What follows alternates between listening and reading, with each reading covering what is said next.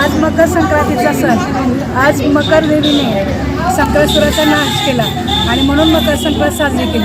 हे झालं आध्यात्मिक कारण।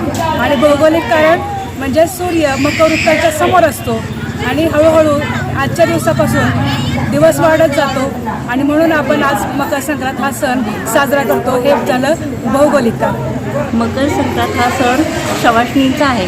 सर्व सवाष्णी या दिवशी एकत्र येऊन एकमेकींना वाण देतात, हळदी कुंकू लावतात आणि झालेले भांडण तंटा सगळं विसरून पुन्हा गोड होण्यासाठी तिळगुळ वाटून गोड बोलतात। संक्रांत दिनानिमित्त आपण जे काही वाण वाटतो त्या वाणामध्ये आता जे नैसर्गिकरित्या जे उपलब्ध झालेल्या भाज्या आहेत त्या सर्वांचा समावेश असतो, जेणेकरून जे थंडीमुळं माणसांमध्ये उष्णतेची जी आवश्यकता निर्माण झालेली असते ती आवश्यकता परिपूर्ण होते।